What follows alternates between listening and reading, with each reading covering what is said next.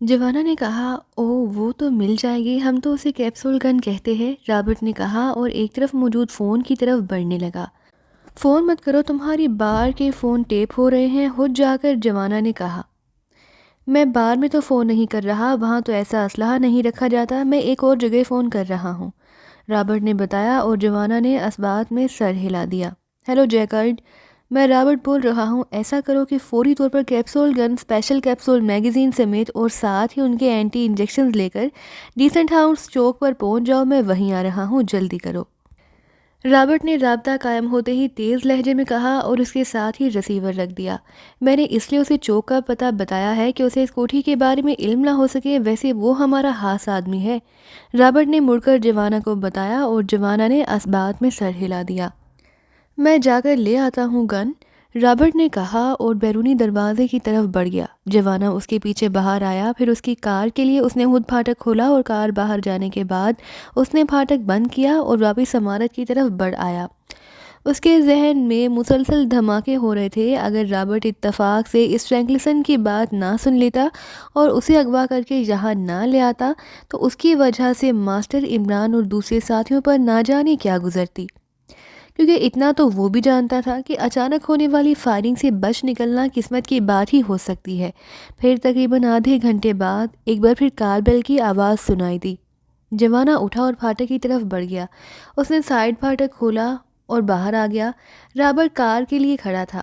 مجھے اس wrangler colony لے چلو، جوانا نے پھاٹک کو بند کر کے باہر سے کنڈی لگا کر کار کی طرف بڑھتے ہوئے کہا اور رابرٹ سر ہلاتا ہوا واپس مڑا اور ڈرائیونگ سیٹ پر بیٹھ گیا۔ عقبی سیٹ پر کیپسول گن اور میگزین کا ڈبہ اور ساتھ ہی اینٹی انجیکشن کا ڈبہ موجود تھا۔ جوانا نے میگزین کا ڈبہ کھولا اور گن میں میگزین فل کرنے میں مصروف ہو گیا، جبکہ رابرٹ نے کار بیک کی اور تیزی سے اسے دائیں طرف موڑ کر آگے بڑھا لے گیا۔ انکل، کیا آپ انہیں بے ہوش کریں گے؟ میرا تو خیال تھا کہ آپ ان پر راکٹ بم برسائیں گے، رابرٹ نے کار چلاتے ہوئے پوچھا۔ میں پہلے والی غلطی دہرانا نہیں چاہتا۔ اب میں اس باس چیک سے مکمل معلومات حاصل کروں گا اور اس کے ساتھ ساتھ میں چاہتا ہوں کہ ہم یہ بات کسی کو بھی معلوم نہ ہو سکے کہ ان کے ساتھ کیا ہوا ہے، ورنہ ہو سکتا ہے کہ ان کا ہیڈ کوارٹر کسی اور گروپ کو بھجوا دیں، جوانا نے جواب دیا اور رابرٹ نے اس بات میں سر ہلا دیا۔ رینگلر کالونی تو آ گئی انکل، کیا براہ راست اس کوٹھی تک جانا ہے؟ آدھے گھنٹے کی طویل ڈرائیونگ کے بعد ایک رہائشی کالونی میں داخل ہوتے ہی رابرٹ نے پوچھا۔ نہیں، فی الحال کسی مناسب جگہ اسے روک دو، جوانا نے کہا اور رابرٹ نے کار کو ایک سائیڈ پر کر کے روک دیا۔ تم یہی رکو گے، میں پھر تمہیں بلا لوں گا، جوانا نے کار سے نیچے اترتے ہوئے کہا۔ اس نے کیپسول گن کو کوٹ کے اندر چھپا لیا۔ میں آپ کے ساتھ نہ چلوں انکل؟ رابرٹ نے بچوں جیسی شوق کے ساتھ پوچھا۔ ابھی نہیں، ہو سکتا ہے کہ انہوں نے وہاں کوئی مخصوص حفاظتی انتظامات کر رکھے ہوں۔ تم فکر نہ کرو، میں انہیں بے ہوش کر دینے کے بعد تمہیں لے جاؤں گا، جوانا نے جواب دیا اور پھر لمبے لمبے قدم اٹھاتا وہ آگے عمارت میں بڑھ گیا۔ آمد و رفت کاروں کی کافی زیادہ تھی، پیدل چلنے والے اکا دکا افراد ہی تھے۔ جوانا اس انداز میں چلتا ہوا آگے بڑھے چلا جا رہا تھا جیسے وہ بھی اسی کالونی کا رہائشی ہو اور کھانا کھانے کے بعد چہل قدمی کے لیے نکلا ہو۔ تھوڑی دیر بعد اس نے کوٹھی نمبر 18 کو چیک کر لیا۔ یہ ایک خاصی بڑی کارنر کوٹھی تھی اور چاروں طرف سے خالی تھی۔ دیواریں ہاتھ اونچی تھی اور دیواروں پر مخصوص انداز کی باریک تار کا جال سا نصب نظر آ رہا تھا۔ جوانا خاموشی سے سائیڈ روڈ سے ہوتا ہوا اس عقب میں پہنچ گیا۔ عقب میں وہ پلاٹ خالی تھے۔ اس کے بعد ایک اور کوٹھی تھی جو اندھیرے میں ڈوبی ہوئی تھی۔ جوانا نے ادھر ادھر دیکھا، پھر کوٹ کے اندرونی جیب سے کیپسول گن نکالی اور اس کا رخ کوٹھی کے اندرونی طرف کر کے اس نے مسلسل ٹریگر دبانا شروع کر دیے۔ گن میں یکے بعد دیگرے 4 کیپسول نکل کر کوٹھی کے اندر عمارت سے جا کر ٹکرائے اور ہلکے ہلکے پٹاخوں جیسی آوازیں سنائی دیں۔ جوانا خاموش کھڑا رہا۔ وہ کسی رد عمل کا انتظار کرتا رہا، لیکن جب کوئی رد عمل نہ ہوا تو وہ تیزی سے واپس سائیڈ روڈ پر آیا۔ اس نے سائیڈ سے بھی 4 کیپسول کوٹھی کے اندر فائر کیے اور پھر گن لے کر وہ باہر سڑک پر آ گیا۔ سڑک پر کاروں کی آمد و رفت جاری تھی۔ جوانا نے سڑک کی طرف پشت کی اور پھر بجلی کسی تیزی سے 4 کیپسول سامنے والے حصے میں فائر کر کے اس نے گن دوبارہ کوٹ میں چھپائی اور تیزی سے واپس مڑ گیا۔ تھوڑی دیر بعد وہ واپس رابرٹ کے پاس پہنچ گیا۔ کیا ہوا انکل؟ رابرٹ نے چونک کر پوچھا۔ کچھ نہیں، کیپسول فائر کر دیے ہیں، اب کچھ دیر انتظار کرنا پڑے گا، تم کار لے چلو۔ ہم نے اب سامنے کی رخ کی نگرانی کرنی ہے، کہیں ان سے کوئی داخل نہ ہو جائے، جوانا نے کہا اور اکبی سیٹ پر بیٹھ گیا۔ رابرٹ نے سر ہلاتے ہوئے کار آگے بڑھا دی۔ پھر جوانا نے اسے کوٹھی دکھائی اور کار روکنے کے لیے کہا۔ رابرٹ نے کار ایک سائڈ پر کر کے روک دی۔ کوٹھی کا پھاٹک بند تھا اور اندر لائٹ ویسے ہی جل رہی تھی۔ کوٹھی پر خاموشی طاری تھی۔ تقریباً 10 منٹ تک انتظار کرنے کے بعد جوانا کار سے اترا اور سڑک کراس کرتا ہوا کوٹھی کے پھاٹک کی طرف بڑھنے لگا۔ کیپسول گن وہ کار میں ہی چھوڑ آیا تھا، البتہ اس کی جیب میں مشین پسٹل موجود تھا۔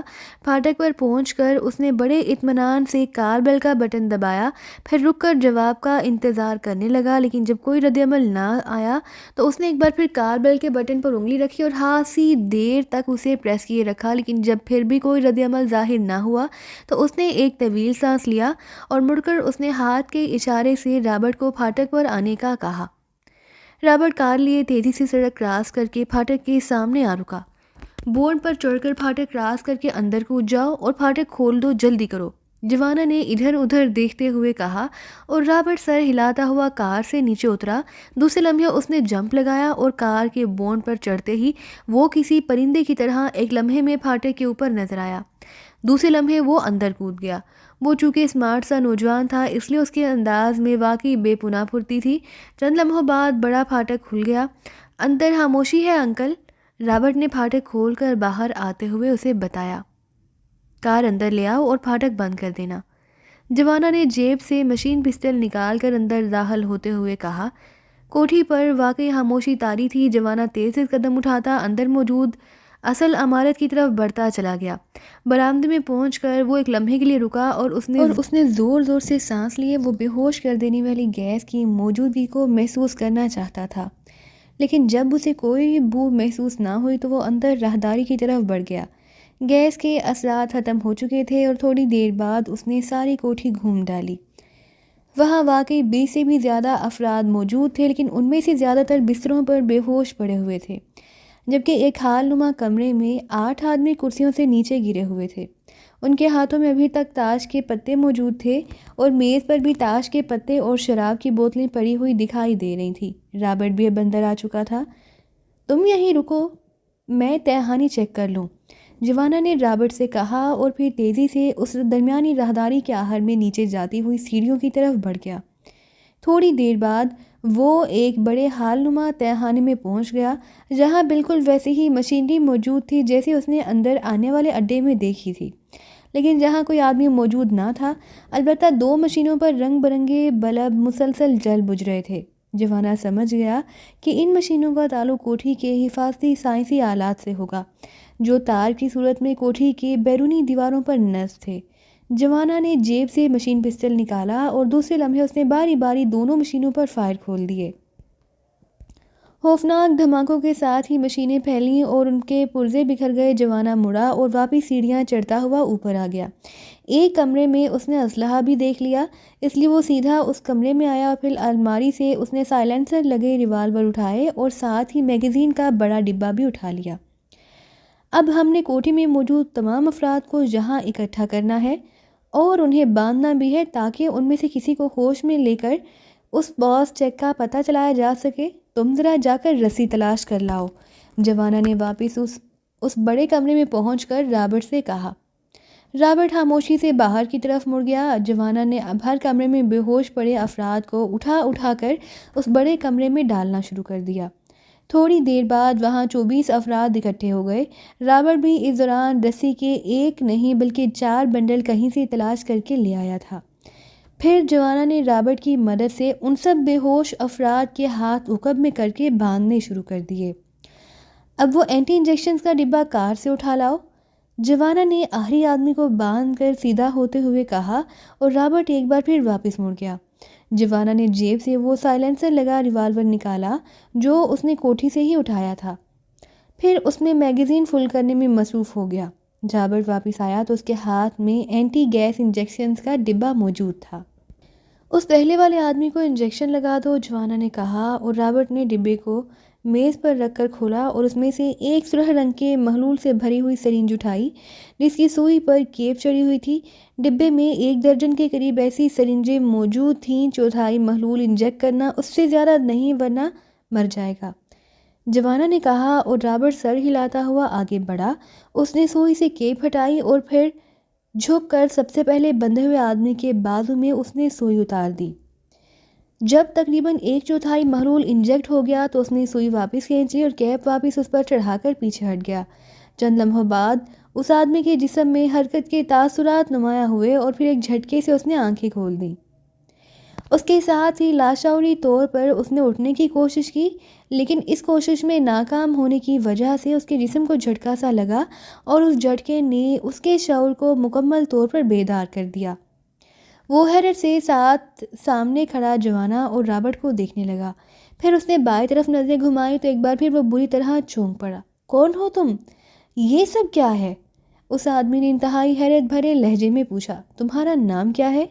جوانا نے اسپارٹ لہجے میں پوچھا۔ فارکنس، مگر تم کون ہو؟ اس آدمی نے اسی طرح حیرت بھرے لہجے میں جواب دیتے ہوئے پوچھا۔ دوست ہوں، تمہارا باس جیک کون ہے؟ جوانا نے اسی طرح اسپارٹ لہجے میں کہا۔ باس جیک؟ وہ نیلے نائٹ سوٹ والا، وہ مجھ سے چھٹا، فارکنس نے بائیں طرف دیکھتے ہوئے کہا۔ اسے انجیکشن لگا دو رابرٹ، وہی 1/4 محلول، جوانا نے رابرٹ سے کہا اور رابرٹ سرنج پکڑے اس نیلے نائٹ سوٹ پہنے آدمی کی طرف بڑھ گیا۔ اس نے اس کے بازو میں انجیکشن لگایا اور پیچھے ہٹایا۔ ابھی سرنج میں آدھا محلول موجود تھا۔ تم نے بتایا نہیں کہ یہ سب کیا ہے؟ کس نے ہمیں باندھا ہے؟ ہم تاش کھیل رہے تھے کہ اچانک میرا ذہن چکرایا اور پھر مجھے ہوش ہی نہ رہا۔ فارکنس نے اسی طرح حیرت بھرے لہجے میں پوچھا، لیکن جوانا نے اس کی بات کا کوئی جواب نہ دیا۔ اس کی توجہ اس آدمی کی طرف تھی جسے رابرٹ نے انجیکشن لگایا تھا۔ چند لمحوں بعد اس آدمی کی آنکھیں بھی ایک جھٹکے سے کھلیں اور اس نے بھی بے اختیار اٹھنے کی کوشش کی، اور پھر جب اس کا شعور پوری طرح بیدار ہوا تو اس کے چہرے پر یکلخت انتہائی حیرت کے تاثرات ابھر آئے۔ مسٹر چیک، تمہارے پائلٹ فرینکلسن کی وجہ سے تمہاری جانیں بچ گئیں۔ اگر وہ مجھے بروقت اطلاع نہ دیتا تو تم سب اب تک ہلاک ہو چکے ہوتے، جوانا نے بڑے دوستانہ لہجے میں اس آدمی سے مخاطب ہو کر کہا۔ اوہ، فرینکلسن کی وجہ سے؟ کیا مطلب؟ کون ہو تم؟ اور یہ سب کس نے کیا؟ اس آدمی نے حیرت بھرے لہجے میں پوچھا۔ چونکہ جوانا میک اپ میں تھا اس لیے چہرے کے لحاظ سے تو وہ اسے پہچان نہ سکا، اور شاید قد و قامت کی طرف اس کا خیال ہی نہ گیا۔ پھر اس کے ذہن میں بھی نہ ہوگا کہ جوانا یہاں پہنچ بھی سکتا ہے، اس لیے اس کی آنکھوں میں جوانا کے لیے ناآشنائی کے تاثرات موجود تھے۔ کیا تم ہی باس چیک ہو؟ جوانا نے پوچھا۔ ہاں، میں چیک ہوں، مگر؟ چیک نے لاشعوری طور پر جواب دیا، لیکن مگر کے بعد وہ رک گیا۔ اوکے، بس مجھے یہی پوچھنا تھا، جوانا نے مسکراتے ہوئے کہا، اور دوسرے لمحے اس نے ہاتھ میں پکڑے ہوئے سائلنسر لگے ریوالور کا رخ فارکنس کی طرف کیا، جو حیرت بھرے انداز میں یہ باتیں سن رہا تھا۔ ریوالور کا رخ اپنی طرف ہوتے دیکھ کر وہ چونکا ہی تھا کہ جوانا نے ٹریگر دبا دیا۔ ٹھک کی مخصوص آواز کے ساتھ ہی گولی اس کے دل پر پڑی اور وہ بری طرح تڑپنے لگا۔ جوانا کا ہاتھ گھوما اور دوسری گولی اس کے ساتھ بڑے پڑے بے ہوش آدمی کے سینے میں گھس گئی۔ یہ کیا کر رہے ہو؟ جیک نے چیختے ہوئے کہا، لیکن جوانا نے اس کی کسی بات کا جواب نہ دیا۔ وہ مسلسل ٹریگر دبائے چلے جا رہا تھا اور جگہ بعد دیگرے بندھے ہوئے افراد گولیوں کا شکار ہوتے چلے جا رہے تھے، لیکن جیک کا نمبر آتے ہی اس نے ہاتھ کو جھٹکے سے آگے کیا اور پھر اس کے بعد والا اس کی گولی کا شکار ہو گیا۔ جیک مسلسل چلا رہا تھا، لیکن جوانا تو جیسے بہرا ہو گیا۔ پھر جب ریوالور سے ٹچ کی آواز سنائی دی تو جوانا نے اطمینان سے اس کا میگزین سیکشن کھولا اور جیب سے دوسرا میگزین نکال کر اس میں فل کرنے لگا۔ یہ کیا کر رہے ہو؟ یہ تم سب کو کیوں ہلاک کر رہے ہو؟ جیک کی حالت غیر ہو رہی تھی، لیکن جوانا نے اس کی بات کا کوئی جواب نہ دیا اور پھر میگزین دوبارہ بھر کر اس نے باقی افراد پر گولیاں برسانی شروع کر دیں، حتیٰ کہ آخری آدمی بھی گولی کا شکار ہو گیا۔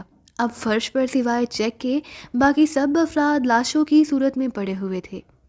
ان کے جسموں کے گرد خون پھیل چکا تھا۔ چیک کے چہرے پر اب خوف کے ساتھ ساتھ دہشت کے تاثرات نمایاں ہو گئے۔ اب بتاتا ہوں کہ میں کون ہوں۔ میرا نام جوانا ہے۔ جوانا نے ریوالور ساتھ خاموش کھڑے رابرٹ کی اور بڑھاتے ہوئے اس طرح مسکرا کر کہا جیسے اس نے 23 انسانوں کو ہلاک کرنے کی بجائے 23 مکھیاں مار دی ہوں۔ رابرٹ کے چہرے پر بھی جوانا کی اس سرد مہری کی وجہ سے ہلکے سے خوف کے تاثرات ابھر آئے۔ بہرحال اس نے ریوالور اس کے ہاتھ سے لے لیا تھا۔ جوانا، تم یہاں کیسے پہنچ گئے؟ چیک نے خوف سے لڑکھڑاتے ہوئے لہجے میں پوچھا۔ پہچان لیا نا تم نے مجھے؟ میں نے سوچا کہ تم ہامہا آدمی لے کر سلواکی جاؤ گے تو میں خود ہی کیوں نہ پہنچ جاؤں تمہارے پاس۔ جوانا نے اسی طرح سرد مہر لہجے میں کہا، پھر آگے بڑھ کر وہ ذرا سا جھکا اور دوسرے لمحے اس کا ہاتھ تیزی سے گھما اور چیک کے حلق سے چیخ سی نکلی اور اس کا جسم ایک جھٹکا کھا کر ساکت ہو گیا۔ کنپٹی پر پڑنے والی ایک ہی ضرب نے اسے بے ہوش کر دیا۔